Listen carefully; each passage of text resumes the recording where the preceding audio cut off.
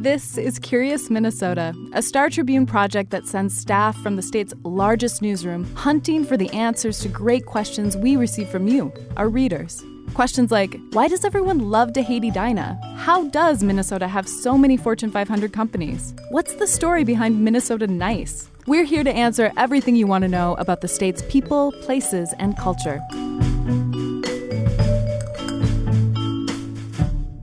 Welcome to Curious Minnesota. I'm your host, Eric Roper. There's something magical about northern Minnesota. Whether you're paddling a canoe through a serene lake or waking up in the woods to the sound of loon calls, special memories are made up there. But just a lucky few Minnesotans get to have one of the most magical up north experiences, seeing the northern lights, aurora borealis. The astronomer Galileo named them that 400 years ago, combining the words for the Roman goddess of the dawn and the Greek god of the north wind. You may have seen beautiful photos of these colorful waves of light, but witnessing them in person takes some planning. We're going to arm you today with all the info you need. But first, let's hear from reader Kathy Wadle, who asked Curious Minnesota about the best places and times to see this beautiful natural phenomenon. My husband and I were driving along a route from northern Minnesota to Minneapolis.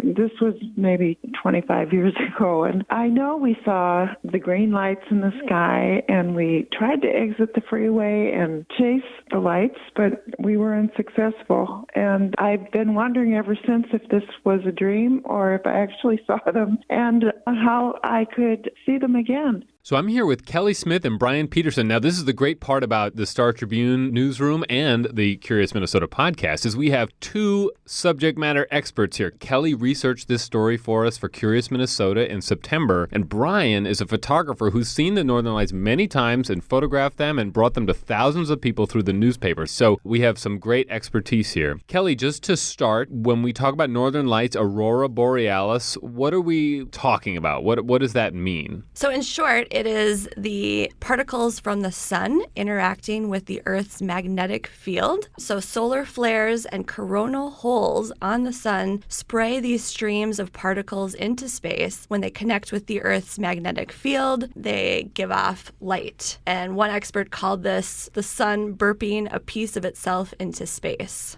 Wow. So the solar rays? They're solar particles, and when they are drawn down to the north and south poles, they enter the atmosphere and they release energy in the form of light. And that light that you see depends on the altitude that the particles are reacting at or which gas the electron is hitting. And why is this a Curious Minnesota question? Are we unique in some way? Well, obviously, the northern lights are best seen the further north that you go. That's because the aurora oval forms a circle basically around the pole. And so as the aurora gets stronger, that can move further south. And it depends on the KP, which is a measure of the magnetic activity. And so in Minnesota and places in Michigan are good chances of seeing the northern lights at times. Okay. So, Brian, unfortunately, we're trying to describe something very visual on an audio medium here. So take us there. What happens when you finally get to see the northern lights? What are you going to be looking at? Well, I think one of the dirty little secrets is that they're often not as spectacular as you see in photographs. With today's technology and the sensitive camera sensors, what you're going to see on the back of your camera is going to be quite a bit better than what you're seeing with your naked eye. The other thing I would say is that you need to be away from lights. I mean, if you're standing on your porch with a bright porch light behind you, your eyes are not adjusted right to see. You need to be out in the dark and let your eyes adjust to the darkness. And oftentimes, you're only going to see a haze of green on the northern horizon unless it's a really good show. If you do see that, you're generally in for a pretty good night, and it's generally going to get better as the evening progresses. And then you're going to see, on a good show, you're going to see pillars of purple and green and blue, and they'll be moving and waving almost like the wind is pushing them in one direction or another. And once in a lifetime, you see a full-on spectacular situation. Yeah, I've only seen it once here in Minnesota, and I am pretty sure it's pretty rare. I've been watching the Northern Lights for the last 15, 20 years, and I believe it was 2005 when I saw the most spectacular show that I had seen, and it was right after dusk, so there was still a little bit of blue light in the western sky, but there were purples and greens, pillars, and it was pretty much filling all of the sky above you, and you could actually hear the Northern Lights kind of humming. It was quite an eerie and spectacular sight. Wow. So, Kelly, it's March. Is that a significant date for the Northern Lights? Yeah, well, September and March are some of the better chances of seeing the Northern Lights because during the equinoxes, the Earth's axis relative to the sun puts its side on to solar wind, which means that you might have a better chance of seeing it. But again, this is weather, so it's hard to predict. And we had some luck here at the podcast because we knew that we were going to do this and we knew that we were heading into the season. I asked Bob King, also known as Astro Bob, to take out his phone and let us hear what it's like when you do see the Northern Lights. He's in northern Minnesota. He's a retired journalist, and he remembered to do that. Thank you so much, Bob. And here's a little clip from Bob seeing the lights outside of Duluth a couple weeks ago. It is February the 18th, about 10 o'clock, and I can't believe it. It wasn't in the forecast, but the aurora is out.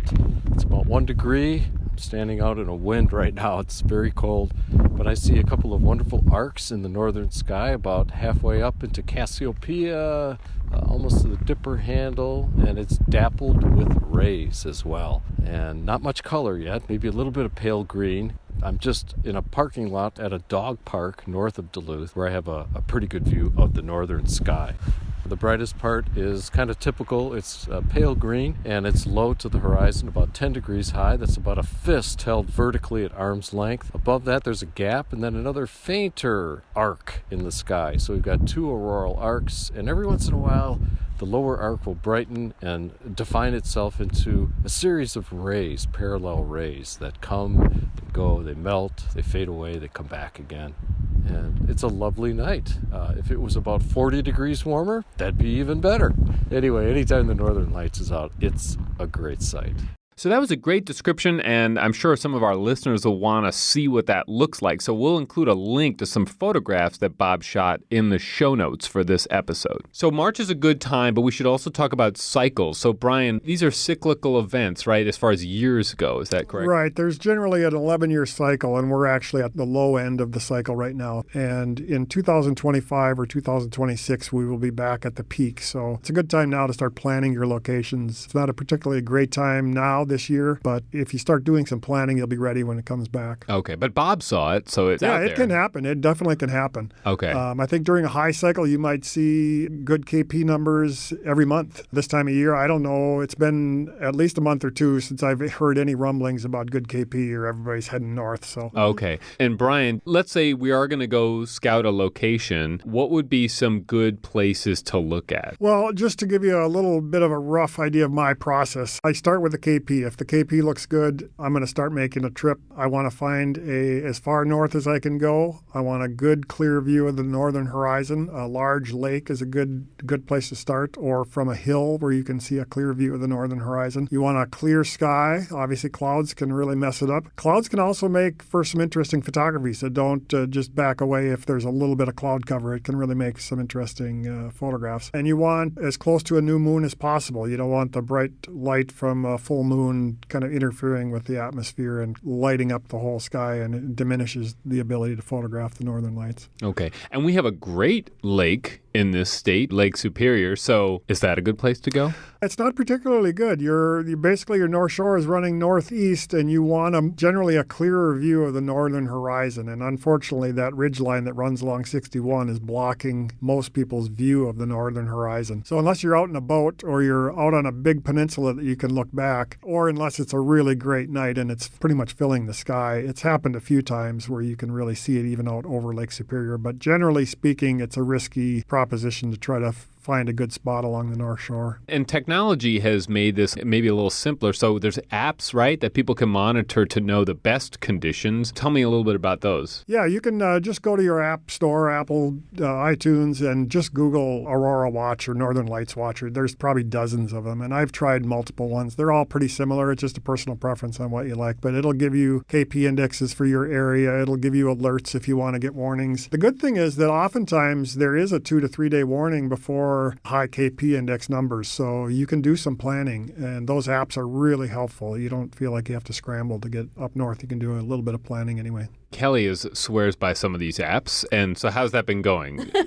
Not well. Okay. Yeah, I use my Aurora Forecast app, so it does send you a little alert saying that there's a high KP right now. Even if you get an alert and you go out there and chase it, you may not see it. Are your bags like packed at all times? I'm ready to go, yeah. I've gone up on a weekend and just sat on a random lake north of Duluth for hours, just in the dark by myself. This feels like storm chasing, but just a little less intense. Less like exciting. Twister, but less for deadly. Northern Lights. Okay, less deadly. And there's nothing worse than sitting in the office here in the Twin Cities and you get a storm KP warning at noon. And by the time you pack things up and head north, it's diminished. And that can happen. I mean, you can literally have northern lights during the middle of the day. You can't see them, but they're there. Oh, really? Yeah. So I didn't realize that. When you watch the KP index, oftentimes it'll peak during daylight hours. And by the time it's dark enough to see them, they might be diminished. Okay. Yeah. I mean, the sad part of the story is that Kelly has not seen the northern lights in Minnesota after many attempts. Right. But has seen them in Iceland. Right. Once you see them, they're so spectacular. There's nothing like it. Okay. So hopefully our listeners, maybe they're getting very interested. They want to go see now.